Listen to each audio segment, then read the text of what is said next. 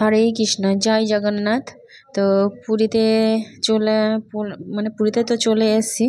সমুদ্রের ছবি আপনাদের পোস্ট করেছি।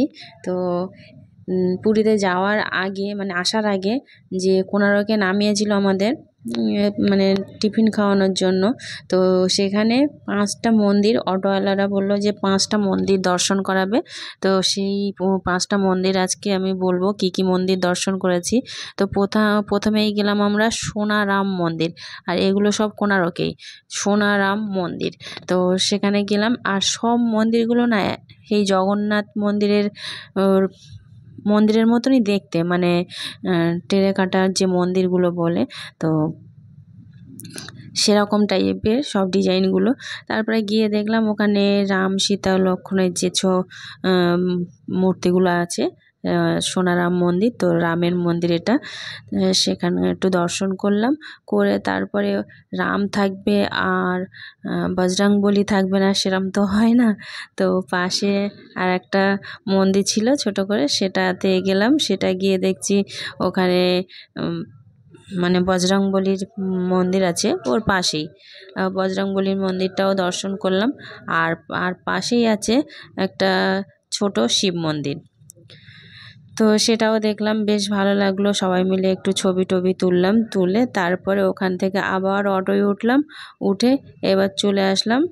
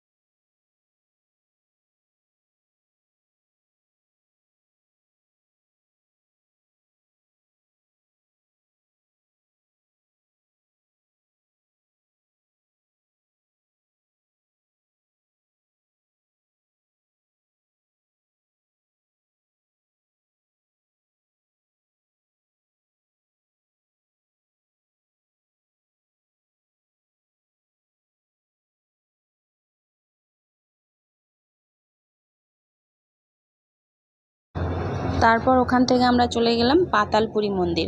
তা পাতালপুরী মন্দিরটা ওখানেই কোণার্কেই। তো সেখানে আমরা দেখলাম যে পাতালপুরীতে বাবা মহাদেবের মূর্তি, তো একদম পাতালে আছে ওটা, ওখানে ঢুকতে দেয় না, উপর থেকেই দর্শন করতে হয় পাতালপুরী মন্দিরটা। আর উপর থেকে আমরা একটু সব আমাদের দিদি একটু পুজো টুজো দিল।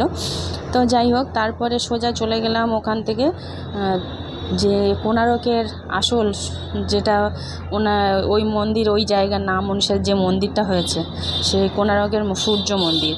তো এই মন্দিরটা না দর্শন করে আমার পুরো সেই 15 বছর আগের কথা মনে পড়লো। 15 বছর আগে আমরা এসেছিলাম, আমরা নয় আমি এসেছিলাম আমার মেজো মামিমার সাথে। তো সেখানে তখন না এই মন্দিরের উপরটায় ভেঙে গেছে, তখন এরা ভাঙাটাও ছিল না, আর এত অনেকটা যেন পুরানো কালো হয়ে গেছে এরকমও ছিল না।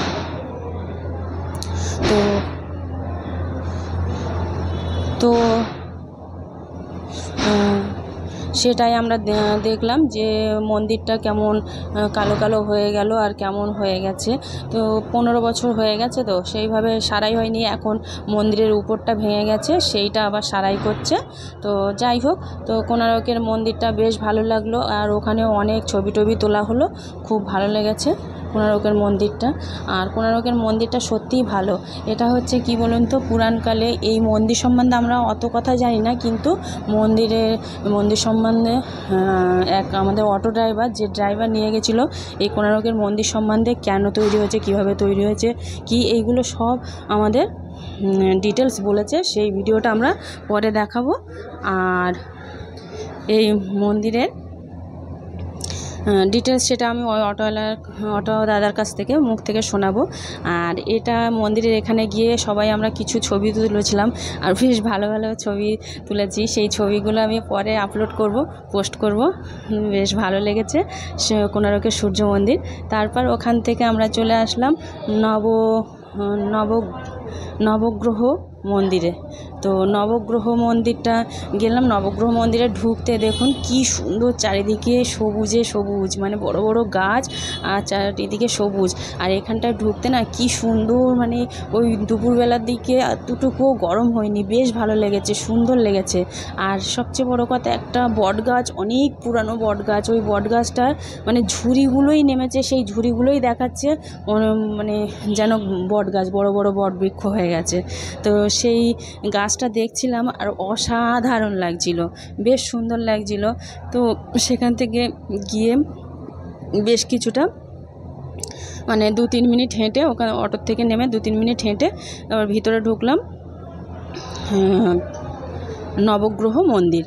নবগ্রহ মন্দিরে গিয়ে বিগ্রহগুলো দেখে বেশ ভালো লেগেছে। বিগ্রহগুলোর মাথার উপরে বেশ রূপোর মুকুট আছে, আর মুকুটগুলো বেশ চকচক করছে, আর মানে বিগ্রহগুলো সুন্দর। আর সব জায়গায় তখন পুজো হচ্ছিলো, মানে পুজোর টাইমে একদম দুপুরবেলা তো পুজো হচ্ছিলো, তো সেইগুলো দেখছিলাম আমরা, বেশ ভালো লাগছিলো। আর এই মন্দিরগুলো ঘুরতে না, মানে এখানে পুরীতে যত জগন্নাথ দেবের জগন্নাথ ধাম যেহেতু, তো এই জগন্নাথ ধামে বেশ সব জায়গায় মন্দির টন্দির আছে, সেগুলো বেশ ভালো লাগছিলো। তার নবগ্রহ মন্দিরগুলো তারপরে নবগ্রহ মন্দিরটা দেখা হয়ে গেছে। এবার ওখান থেকেই পাশেই ছিল একটা জগন্নাথ মন্দির, তো সেখানে আমরা গেলাম জগন্নাথ মন্দিরে। জগন্নাথ মন্দিরে ওখানে মন্দির বন্ধ ছিল, কারণ জগন্নাথ দেবের স্নান যাত্রা থেকে তারপরে জগন্নাথ দেবের মানে রথযাত্রা পর্যন্ত বন্ধ থাকে। আর দেখছিলাম রথটা সাজাচ্ছিল। তো এই রথ, এটা পুরীর যে জগন্নাথ মন্দিরের রথ সেটা নয়, এটা ওই পাশেই কোণারকের জগন্নাথ মন্দির। তো কোণারকের জগন্নাথ মন্দিরের রথ সাজাচ্ছিল, সেটা দেখছিলাম। তো একটু বৃষ্টি হচ্ছিল বলে কেউ আর নামিনি, আমরা দুজন নেমে একটু ছবি টবি তুলে একটু প্রণাম করে, দূর থেকে প্রণাম করে চলে আসলাম। তার এই 5টা মন্দিরের মানে ভিডিও আপনাদের কেমন লাগলো অবশ্যই জানাবেন। মন্দিরগুলো